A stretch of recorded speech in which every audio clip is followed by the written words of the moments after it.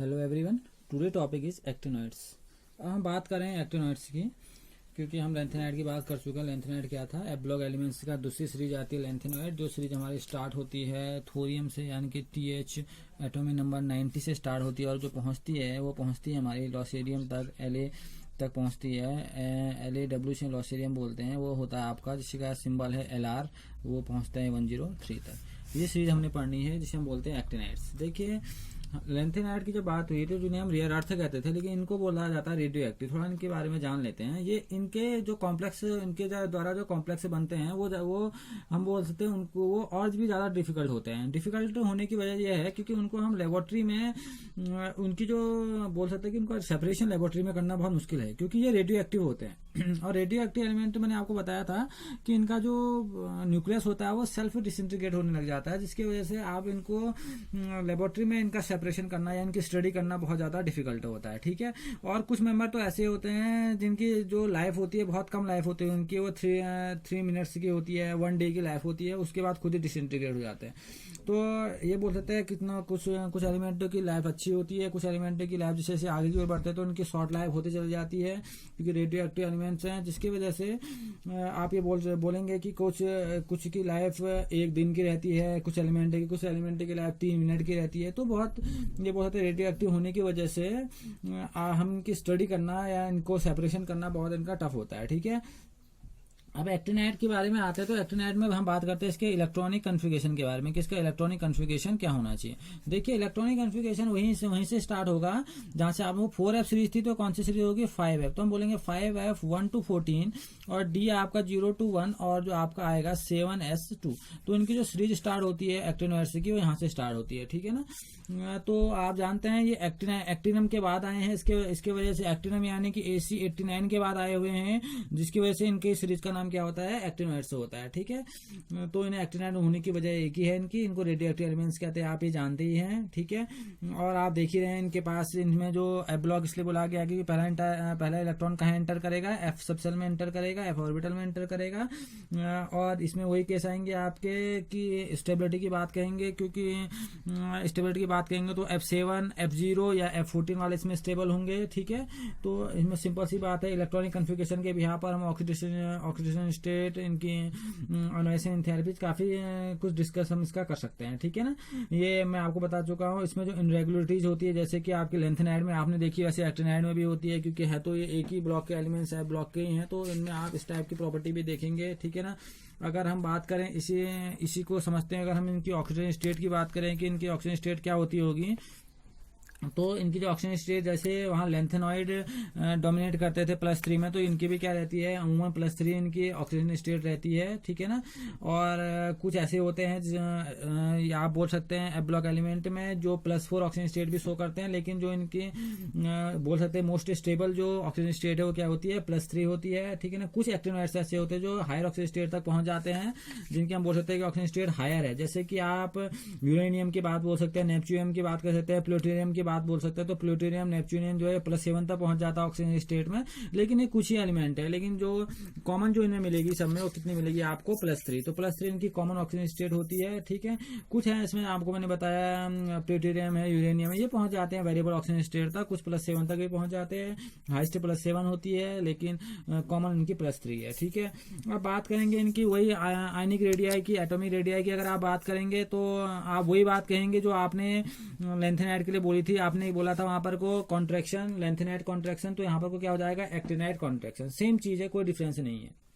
देखिए, मैंने आपको बताया कि +3 में ये भी वेरी करते हैं, +3 में वो भी वेरी करते थे। तो एक्टिनोइड कॉन्ट्रैक्शन। ठीक है ना। जैसे आपने लेंथेनाइड कॉन्ट्रैक्शन पढ़ा कि पुअर शील्डिंग की वजह से, 4F इलेक्ट्रॉनों की पुअर शील्डिंग की वजह से जो उसका क्या हो रहा था? एटॉमिक रेडियाई, एटॉमिक नंबर बढ़ने के साथ डिक्रीज हो रही थी। सेम इसमें भी होगा। उसमें 4F था, इसमें क्या होगा? 5F। तो है तो F ही। तो F ब्लॉक की जो क्या होती है, F सबसेल जो होती है, उसकी पुअर शील्डिंग की वजह से एटॉमिक नंबर बढ़ने के साथ इनकी जो आयनिक रेडियाई होती है वो क्या हो जाती है? डिक्रीज होती चल जाती है। तो सेम है, जैसे आपने वहां लेंथेनाइड कॉन्ट्रैक्शन जाना, वैसे यहाँ क्या होता है? एक्टिनाइड कॉन्ट्रैक्शन होता है। ठीक है ना।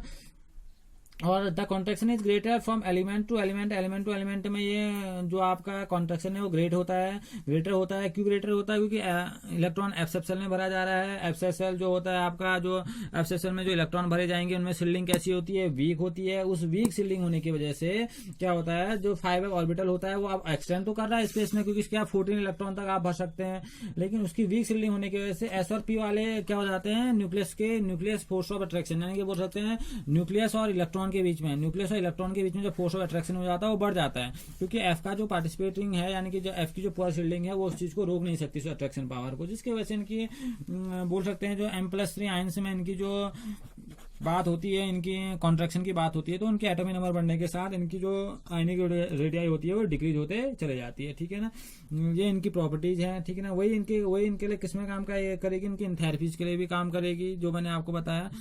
ये भी सेम जो लैंथेनाइड की तरह ही काम करेंगे। जैसे एंथैल्पीज उनकी थी, लो एंथैल्पीज की बात होती है, वैसे इनकी भी होगी। पहले इलेक्ट्रॉन को निकालना तो आप जानते हैं ईजी होगा, उसके बाद निकालना थोड़ा टफ होगा, फिर ईजी। तो इस टाइप की ऐसी एंथैल्पी इनकी रहती है, क्योंकि अब ब्लॉक में से निकालना था टफ है नहीं, काफी दूर है वो, उसमें वैकेंट ऑर्बिटल है वो, तो आप इजीली इसमें से इलेक्ट्रॉन को निकाल सकते हैं। ठीक, अब हम इनके कुछ कैरेक्टरिस्टिक्स की बात करें, जैसे लेंथेनाइड सिल्वरी अपीयरेंस को दिखाते थे, सिल्वर मेटल्स थे, वैसे एक्टिनाइड हमारे क्या होते हैं, सिल्वरी अपीयरेंस को दिखाते हैं। ये भी एक सिल्वरी टाइप का अपीयरेंस दिखाते हैं। स्ट्रक्चर वेलिबिलिटी की बात करें तो इनकी जो मेटेलिक रेडियाई होती है, ठीक है ना, तो उसमें ज्यादा क्या होता है, इनरेगुलरिटी होती है लेंथेनाइड से। वो इनरेगुलरिटी होने की वजह है क्योंकि ये रेडियो एक्टिव एलिमेंट्स है, इनका जो न्यूक्लियस है सेल्फ डिसइंटीग्रेट हो जाता है, जिसकी वजह से जो इनके स्ट्रक्चर होता है उसमें क्या होता है, इनरेगुलरिटीज आपको सबसे ज्यादा मिलेंगे, इनरेगुलर ज्यादा होते हैं लेंथेनाइड से। ठीक है ना, और कलर की बात करें तो मैंने बोला कि मेटल सिल्वरी व्हाइट कलर के होते हैं, जैसे लेंथेनाइड होते हैं। ठीक है ना, actinide cations are generally coloured. जो एक्टिनाइड के जो आयंस होंगे, कैटायंस होंगे, वो जनरली क्या होंगे, कलर्ड होंगे। क्यों होंगे? क्योंकि जैसे आपने पढ़ा डी कॉन्ट्रैक्शन की बात हुई, आपकी डी ट्रांजिशन की बात हुई, उसके बाद लेंथेनाइड के लिए एफ ट्रांजिशन की बात हुई, तो इसमें भी तो एफ है, तो इसमें भी क्या होगा, एफ कॉन्ट्रैक्शन की बात होगी। और एफ कॉन्ट्रैक्शन यानी कि आपका एफ ट्रांजिशन की वजह से यहाँ पर क्या होता है, ये कैसा, ये जो कंपाउंड होते हैं कौन से 5f वाले एक्टिनाइड सीरीज, ये भी क्या होते हैं, कलरफुल आपके आयन से देते हैं। ठीक है ना, और कलर डिपेंड करता है 5f इलेक्ट्रॉनों पर, क्योंकि एफ में क्या होता है आपका, एफ के पास वैकेंट ऑर्बिटल है, उसका इलेक्ट्रॉन क्या कर सकता है, दूसरे में क्या हो सकता है, ट्रांजिशन कर सकता है, तो जिसकी वजह से यहाँ पर एफ ट्रांजिशन की वजह से ये कलर आयन शो करते हैं। हाँ, इतना याद रखना, अगर कोई एफ यानी कि अगर वाला केस है, F7 वाला है, F14 वाला है, या F0 वाला केस है, तो ये केस क्या होंगे, आपके कलरलेस होंगे, क्योंकि यहाँ पर कोई ट्रांजिशन अवेलेबल नहीं है, ये स्टेबल होते हैं, तो यहाँ पर को बहुत ज्यादा एनर्जी चाहिए इनको एक्साइट कराने के लिए, तो आप ये केस नहीं हो सकते, इसमें ये पॉसिबल केस नहीं है, कलरलेस का केस है। यहाँ पर को आपको एग्जैक्टली हाफ फील्ड जो सबसेल होगा वो कलरलेस होगा, जैसे मैंने आपको ये बताया।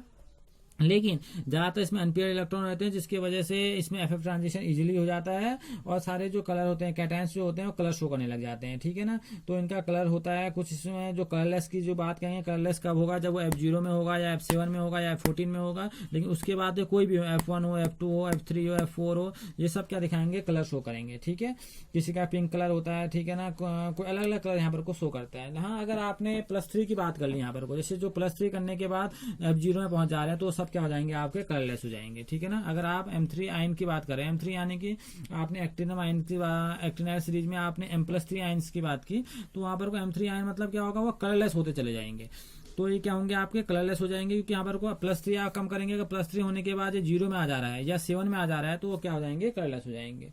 अगली प्रॉपर्टी इसकी मेल्टिंग पॉइंट है, एक्टिनाइड लाइक, जैसे आपके एक्टिनाइड लेंथेनाइड का हाई मेल्टिंग और बॉइलिंग पॉइंट था, वैसे ही एक्टिनाइड का भी क्या होता है, हाई मेल्टिंग और बॉइलिंग पॉइंट होता है। ठीक है ना, और दूसरी बात है, क्योंकि अभी मेटल ही है आपके, ठीक है, and they do not show any regular trend, लेकिन रेगुलर ट्रेंड नहीं है एटॉमिक नंबर बढ़ने के साथ। वजह है क्योंकि इनका जो एलिमेंट है अंदर रेडियो एक्टिव एलिमेंट भरे पड़े हैं, लेकिन इन्हें बोला जाता है मेटल ब्लॉक के अंदर, तो जिस वजह से इनका जो मेल्टिंग और बॉइलिंग पॉइंट होगा, इनका भी क्या होता है, हाई होता है। डेंसिटी की बात करें तो अगर थोरियम और अमेरिकन को हटा दिया जाए तो इनकी डेंसिटी क्या होती है, लगभग सबकी क्या होती है, हाई डेंसिटी के कॉम्प्लेक्स बनाते हैं, और खुद हाई डेंसिटी के होते हैं। ठीक है ना। आयनाइजेशन थेरेपी की बात यहाँ पर हो चुकी है। एक्टिनाइड की लोअर आयनाइजेशन थेरेपी होती है, क्योंकि आप जानते हैं जो 5F सबसेल होता है उसकी पेंट्रेटिंग पावर उतनी अच्छी होती नहीं है जो, और उसकी पुअर शिल्डिंग होती है, तो ये आप जान चुके हैं। आयनाइजेशन थेरेपी भी इनकी लो होती है। इलेक्ट्रो पॉजिटिव करेक्टर, तो जानते हैं मेटल की बात हो रही है तो ये क्या होते हैं, हाईली इलेक्ट्रो पॉजिटिव होते हैं, ठीक है। और जैसे आपने लेंथेनॉइड की बात कही, क्योंकि उससे सिमिलर है, दोनों ब्लॉक के हैं, तो लेंथेनॉइड भी आपके इलेक्ट्रो पॉजिटिव थे, ये भी क्या होंगे, आपके इलेक्ट्रो पॉजिटिव होंगे, ठीक है। अब इसके मैग्नेटिक बिहेवियर की बात करें तो जैसे हमने बात की लेंथेनाइड के, तो इनके पास भी क्या रहते हैं, इनके पास भी अनपेयर्ड इलेक्ट्रॉन रहते हैं, ठीक है ना। अनपेयर्ड इलेक्ट्रॉन रहते हैं सेल में, इसे कहेंगे सिंगल इलेक्ट्रॉन अनपेयर्ड इलेक्ट्रॉन बोला जाता है। तो ये भी क्या होते हैं, स्ट्रांगली पैरामैग्नेटिक कैरेक्टर को शो करते हैं, यानी कि इनका भी क्या होता है, मैग्नेटिक मोमेंट आप निकाल सकते हैं। इनकी आप मैग्नेटिक ससेप्टिबिलिटी की बात कर सकते हैं, क्योंकि इनके पास क्या है, अनपेयर्ड पेयर का इलेक्ट्रॉन है। जुडिशियल एजेंट, आप जानते हैं ऑल द एक्टिनॉइड है, जितने भी एक्टिनॉइड है वो सब क्या आपके जुडिशियल एजेंट है, ठीक है ना। स्ट्रॉन्ग जुडिशियल एजेंट बोलेंगे आप इनको। और रेडियो एक्टिविटी की बात करें तो ये बहुत अलग बिहेव है इनका। जितने भी आपके एक्टिनॉइड होते हैं, all the actinoids elements are radioactive, जितने भी एक्टिनॉइड हैं सब क्या होते हैं, रेडियो एक्टिव होते हैं, ठीक है ना। और कुछों की लाइफ बहुत, कुछ शॉर्ट लाइफ के होते हैं, ठीक है ना, कुछ लॉन्ग लाइफ, कुछ लॉन्ग हाफ लाइफ के होते हैं, ठीक है।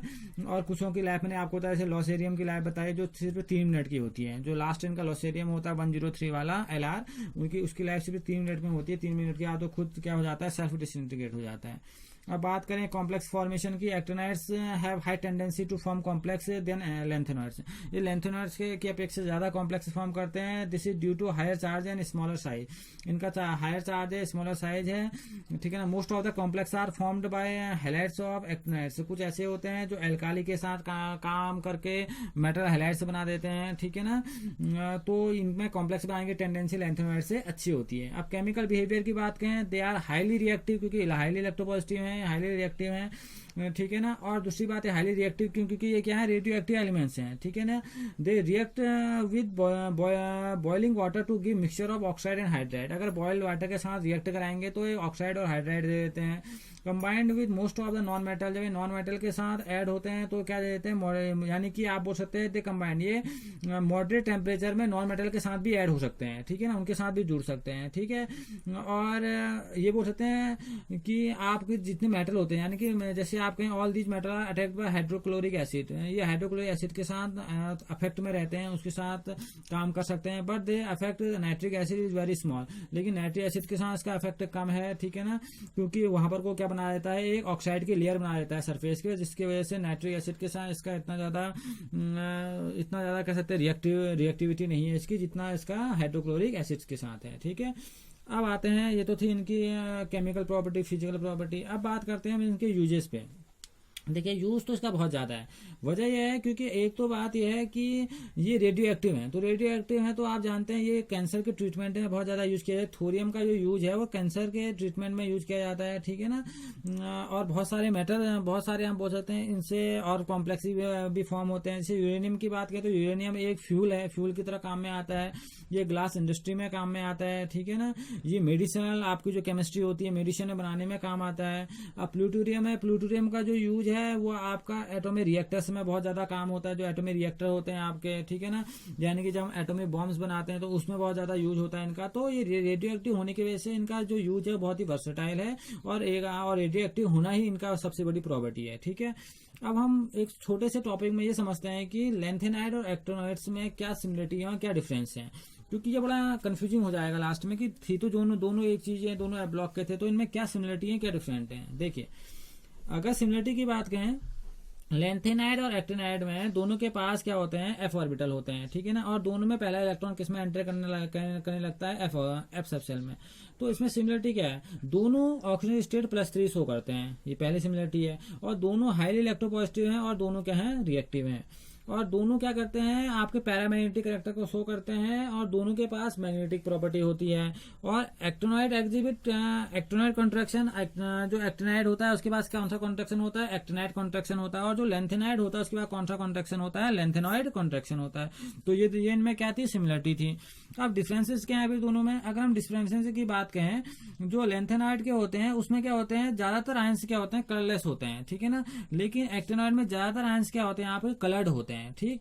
और दूसरी चीज ये जो आपका +3 ऑक्सीजन स्टेट दोनों वेरी करते हैं, लेकिन अगर आप गौर करेंगे लेंथेनाइड पर तो लेंथेनाइड +2 और +4 तक ही ऑक्सीजन स्टेट तक पहुंच पाता है, लेकिन एक्टिनॉइड +4 भी जाता है, +5 भी जाता है, +6 भी, +7 भी, जैसे प्लूटोनियम का केस था या यूरेनियम का केस था। तो इनमें वेरिएबल ऑक्सीजन स्टेट होती है, ठीक है ना। +3 तो कॉमन है, लेकिन उसके बाद भी ये क्या कर सकता है, वेरी कर सकता है, जिसकी वजह से इनके आयन और ज्यादा कलरफुल होने लग जाते हैं। और दूसरी बात ये लेंथेनॉइड के पास कॉम्प्लेक्स बनाने की टेंडेंसी थोड़ी कम होती है, लेस टेंडेंसी होती है, लेकिन actinide they have greater tendency towards complex formation. ये कॉम्प्लेक्स फॉर्मेशन बनाने की इनकी टेंडेंसी ज्यादा होती है। Lanthanide oxide and hydroxide are less basic. अगर आप लेंथेनॉइड के ऑक्साइड और हाइड्रोक्साइड बनाएंगे तो वो कम बेसिक होते हैं, लेकिन जो आपके एक्टिनाइड के ऑक्साइड और हाइड्रोक्साइड होते हैं वो बहुत ज्यादा बेसिक होते हैं, ठीक है।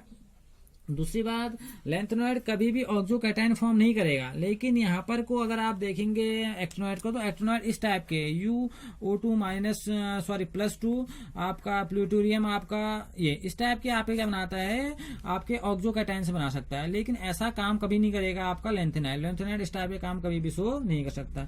दूसरी बात ये, लेंथेनॉइड में एक भी रेडियो एक्टिव एलिमेंट नहीं है, यानी कि इसमें रेडियो एक्टिविटी का नेचर नहीं होता, और actinoid all are radioactive. जो एक्टिनाइड होते हैं वो सब क्या होते हैं, रेडियो एक्टिव होते हैं।